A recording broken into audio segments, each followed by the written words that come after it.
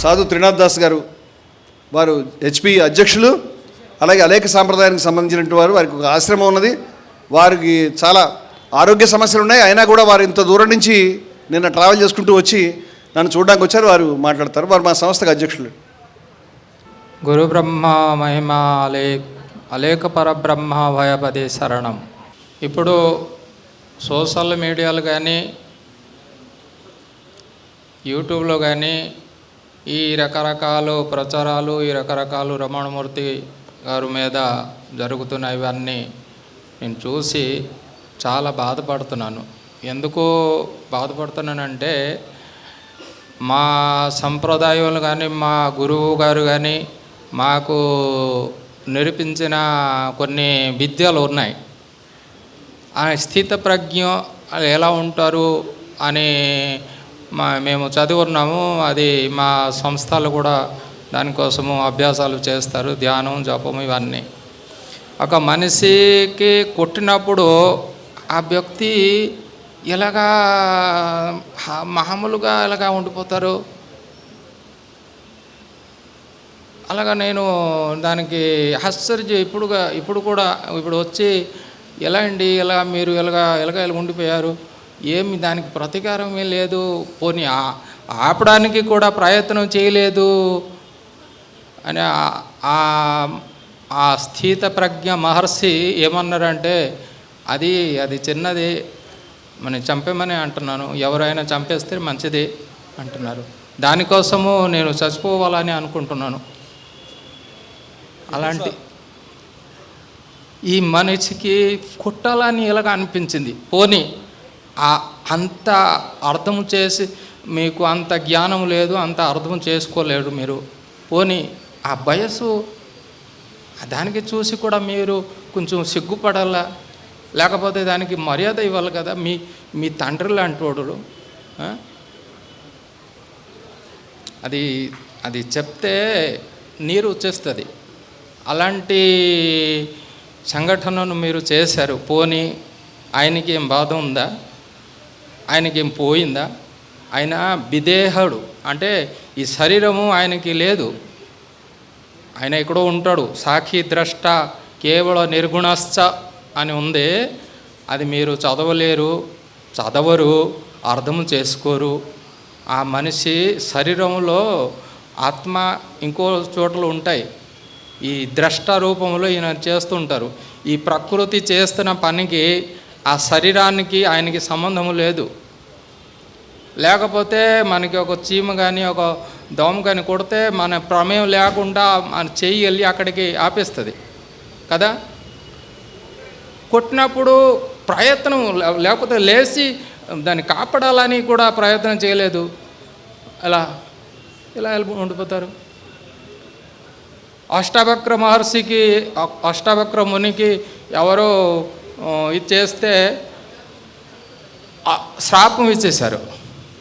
నువ్వు అజగరంలాగా ఉండిపోమని జీవితం అంతా. ఆ శ్రీకృష్ణ పరమాత్మ అవతరించినప్పుడు నీకు ముఖ్య పొందుతాయని. వాల్మీకి ఋషి ఇంకొకటికి శ్రాపం ఇచ్చేశారు. అని కోపం వచ్చింది కదా. అంత మహామునిలో కూడా శ్రాపం కానీ ఏదో రియాక్షన్ చూపించారు. కానీ ఇతనికే అది కూడా లేదు. నేను చూసి నాకు ఏడుపు చేస్తుంటే ఎందుకు, ఏమైంది, ఏమవ్వలేదు కదా. నేను చెప్తాను కదా, ఎప్పుడైనా ఈ ధర్మయుద్ధంలో ఎప్పుడైనా మాకు ఎవరైనా చంపేస్తారు, అది తెలుసు నాకు అని అంటున్నారు. ఈ సోషల్ మీడియాలో ప్రచారం చేసిన వాళ్ళు మీకు ఏం తెలుసు, పోని తెలుసు, ఎంతవరకు ఈ ప్రపంచంలో నాకు మొత్తము తెలుసు అని చెప్పినోడుకి ఏం తెలుసు అని భగవద్గీత కానీ ఉపనిషత్తు కానీ చెప్తున్నారు. ఉపనిషత్తులో ఎవరు మాకు ఏం తెలియదు అంటారు, వాళ్ళకి ఎంత కొంత తెలుసు అంటారు. ఏం తెలుసు? ఆయన చెప్పిన మాటలు ఎక్కడ తప్పు ఉంది చెప్పండి. ఈ హిందూ ముస్లిం ఈ ధర్మం వదిలేయండి, ఒక మానవుడుగా ఎలాగ బతకాలని చెప్తున్నారు. ఎలాగ బతకండిరా బాబు అని.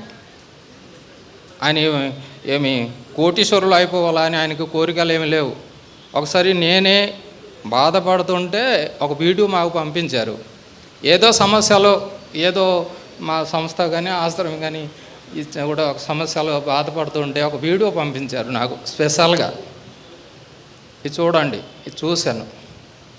అంటే అది వీడియో అంటే ఖదీగాసి దాని మీద ఆయన చెప్పి ఉన్నారు, మీరు అంబానీ అవ్వడానికి చాలా అవసరము, కానీ బుద్ధుడు అవ్వడానికి మీకు ఏం అవసరం అని చెప్పి ఆ వీడియో విని చూసి నాకు విముక్తి కలిగింది ఆ సమస్య నుంచి. అలాంటి మనిషి, అలాంటి వ్యక్తి, మనసు కూడా అనకూడదు, దేవుడు అనాలి. ఇంకో సోషల్ మీడియాలో ఒకడు అంటున్నాడు, ఆయన ఎప్పుడు దేవుడు అయిపోయాడు. దేవుడు ఎప్పుడు అయిపోతారు ఎవరికి తెలియదు.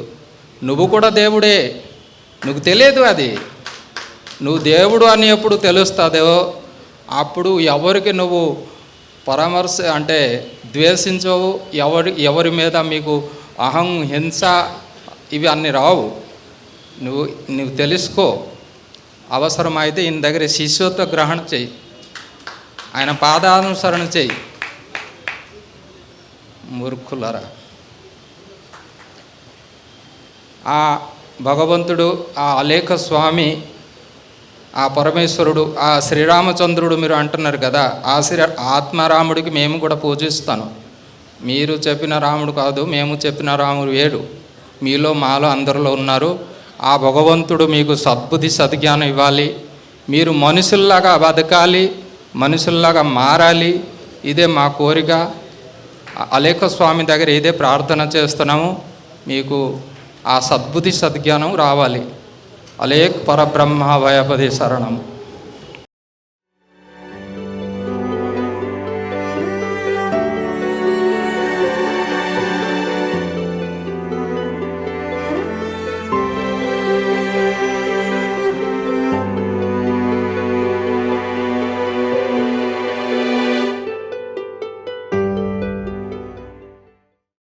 మీ ఆలోచనల్ని మరింత సంపద్వంతం చేయగల ఈ పుస్తకాల్ని మీరు చదివారా? ప్రతులకు జై భారత్ పబ్లికేషన్స్ 9848030089.